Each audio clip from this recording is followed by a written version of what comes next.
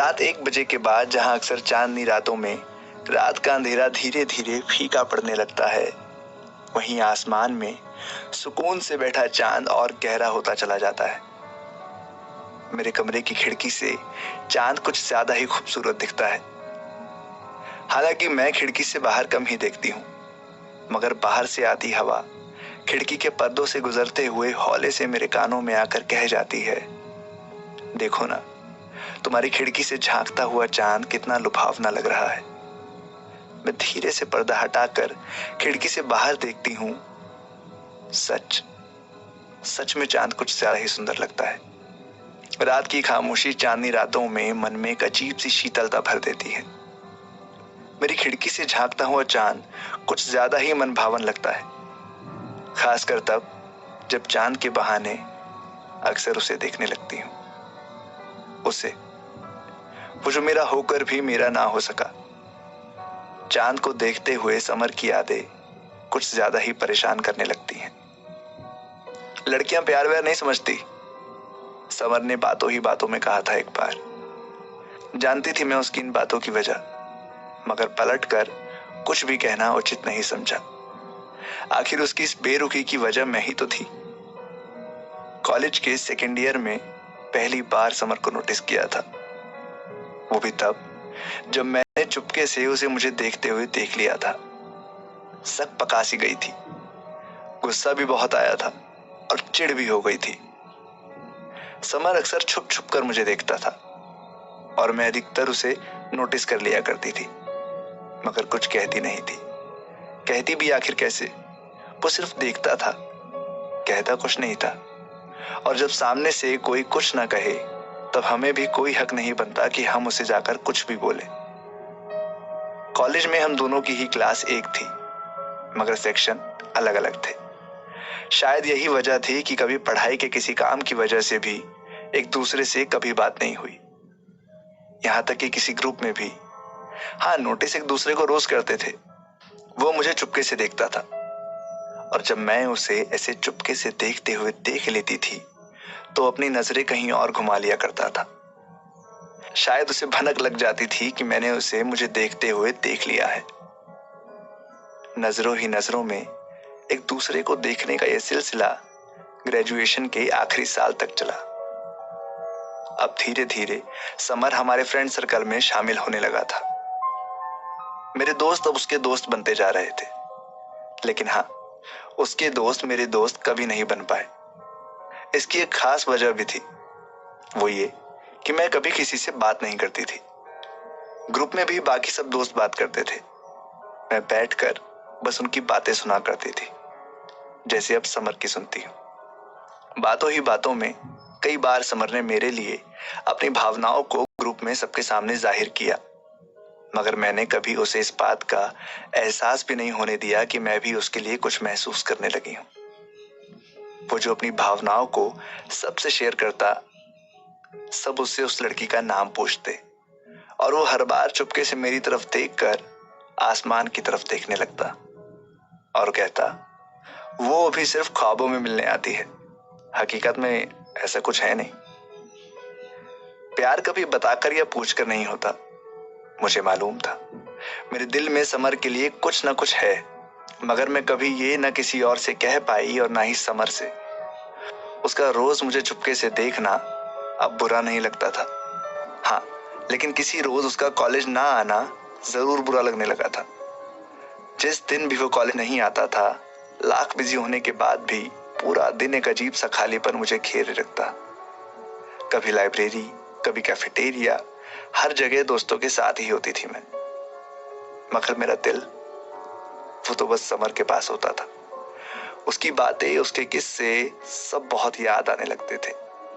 और अगले दिन जब वो कॉलेज आता तो नजरों ही नजरों में उससे सवाल भी कर लिया करती थी कि आखिर कल कॉलेज क्यों नहीं आए थे। वो मेरी नजरों की भाषा समझने लगा था जैसे। अब वो जब भी छुट्टी के बाद कॉलेज आता था तो अपने ना आने की वजह खुद ही ग्रुप में बता देता था, और यही छुट्टी पे जाने से पहले भी। 14 फरवरी, वैलेंटाइन डे, कॉलेज का फाइनल ईयर। मैं लाइब्रेरी के कोने में किताब पढ़ रही थी। कि समर चुपके से आकर मेरे पास बैठ गया। उसके हाथ में एक प्यारा सा गुलाब था। गुलाब हमेशा से मुझे बहुत पसंद रहा है, वो भी लाल गुलाब। लाइब्रेरी में ज्यादा बात करना अलाउड नहीं था। समर ने धीरे से वो गुलाब मेरे सामने टेबल पर रख दिया।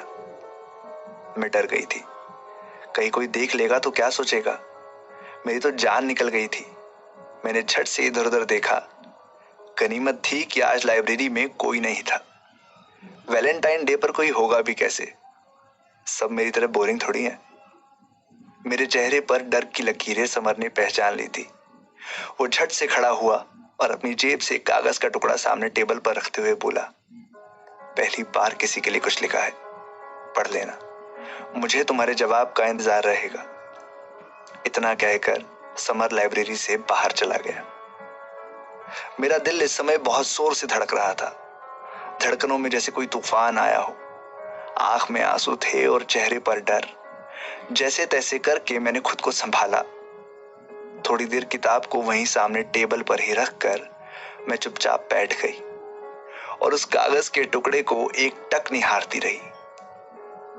क्या लिखा होगा इसमें, यही सोच रही थी। खोलकर पढ़ना तो चाहती थी मगर हिम्मत नहीं हो रही थी। कहीं किसी ने देख लिया तो क्या सोचेगा, मैं किसी का लव लेटर पढ़ रही हूं। क्या इज्जत रह जाएगी मेरी। और फिर पढ़ने के बाद जवाब भी तो देना पड़ेगा। क्या जवाब दूंगी उसे, मेरे पास तो कोई जवाब ही नहीं है। इन सब चक्करों में मुझे नहीं पढ़ना है। और घर वाले तो मार ही डालेंगे मुझे। नहीं, मुझे इन सब से दूर रहना है। ऐसी हजारों बातें मेरे जहन में घूम रही थी। क्या सही है क्या गलत, मुझे नहीं मालूम। मालूम था तो बस माँ की वो बात कि कभी कुछ ऐसा वैसा किया ना तो जान से मार देंगे तुमको। ये सब मेरे दिमाग में घूम ही रहा था कि लाइब्रेरी में लगी दीवार घड़ी की आवाज ने मेरा ध्यान अपनी ओर खींचा। ये क्या, 2 बजने वाले हैं। घर जाने का भी समय हो गया है। घर जाना तो था मगर उस कागज के टुकड़े का क्या करूं। घर तो लेकर जा नहीं सकती थी। गलती से भी किसी की नजर पड़ गई तो मेरी तो जिंदगी का वो आखिरी दिन हो जाएगा। क्या करूं इसका, कुछ समझ नहीं आ रहा था। तभी अचानक ख्याल आया कि क्यों ना एक बार पढ़ ही लूं। पढ़कर फिर यहीं फाड़कर डस्टबिन में डाल दूंगी, किसी को पता भी नहीं चलेगा। प्यार में अक्सर दिल और दिमाग का खेल बहुत जबरदस्त होता है। दिल कहता है ये कर ले, दिमाग कहता है नहीं, दुनिया को देख, पेरेंट्स फैमिली के बारे में सोच। दिल कहता है वो अच्छा लगता है, चल बात कर ले एक बार। दिमाग कहता है नहीं, वो अनजान है, कोई क्या कहेगा, अजनबी लड़के से बात कर रही थी। दिल कहता है चल बता दे उसे कि तू कितना प्यार करती है उससे। दिमाग कहता है नहीं, मत बता, समाज स्वीकार नहीं करेगा। दिल कहता है प्यार किया तो डरना क्या। दिमाग कहता है चरित्र पर बात आ जाएगी, अपने घर वालों के बारे में तो सोच। दिल और दिमाग की ये जंग अक्सर आंसुओं पर आकर खत्म होती है। अंदर का गुस्सा जो अंदर ही रह जाता है अक्सर आंसू बनकर आंखों से बहता रहता है। समर का दिया वो कागज का टुकड़ा मैंने डरते डरते पढ़ना शुरू किया। उसने अपनी हर एक फीलिंग को उसमें लिखा था। मैं पढ़ रही थी और महसूस कर रही थी। उसकी बातों ने मेरे अंदर न जाने कितनी सिरहन पैदा कर दी थी कि मैं उसके लिखे उस खत को कई बार पढ़ गई। उस खत में लिखा एक शब्द मेरे दिल में हलचल पैदा कर रहा था। प्यार शायद इसी को कहते हैं। बार बार ख्याल आ रहा था कि एक बार जाकर समर से मिल लूं, उसे बताऊं जाकर कि मैं भी तुमसे इतना ही प्यार करती हूं। मगर दिमाग फिर से रास्ते में आ गया। माँ की बात अचानक दिमाग में कौंधी और कदम खुद ब खुद रुक गए। हाथ में लिया समर का वो खत कई टुकड़ों में बंटकर डस्टबिन में जा चुका था। दिल में तूफान उठा था मगर दिमाग था ना सब समझाने के लिए। घड़ी पर नजर पड़ी तो पता चला कि 3 बजने वाले हैं। जल्दी से बैग उठाया और घर की तरफ निकल गई। लाइब्रेरी में टेबल पर रखा वो लाल गुलाब अब भी वैसे ही रखा था जिसे समर छोड़ गया था। लाल गुलाब जो मुझे बेहद पसंद था, मैंने छुआ भी नहीं था। सीमाओं में रहना शायद इसी को कहते हैं। समर ने कई बार कोशिश की मुझसे बात करने की मगर मैं हर बार उसे इग्नोर कर देती थी। ग्रुप में बैठना कम कर दिया था। क्लासेस के बाद अब बस लाइब्रेरी ही थी जहां मैं घंटों अकेली बैठी रहती थी। वहीं उसी जगह जहां समर का दिया वो लाल गुलाब रखा था। एग्जाम हुए, रिजल्ट आया और फिर दिन आया कॉन्वोकेशन का। सब लोग डिग्री लेकर फोटोशूट में बिजी थे, मगर मेरी नजर बस समर को ही ढूंढ रही थी। एक बार एक हल्की सी झलक दिखी उसकी, मगर फिर न जाने वो कहां खो गया। शायद मुझसे बच रहा था। मैं जानती थी वो नाराज है मुझसे, मगर मैं भी मजबूर थी। मैं उसे देखना चाहती थी, क्योंकि बात करना तो शायद अब मुमकिन भी नहीं था। प्यार पूछकर नहीं होता, मगर इजहार के रास्ते में कई रुकावटें होती हैं। समर अब भी मेरे दिल में वैसे ही रहता है जैसे पहले रहता था। हाँ, उसके दिल में कोई और रहने लगा हो तो ये मुझे मालूम नहीं।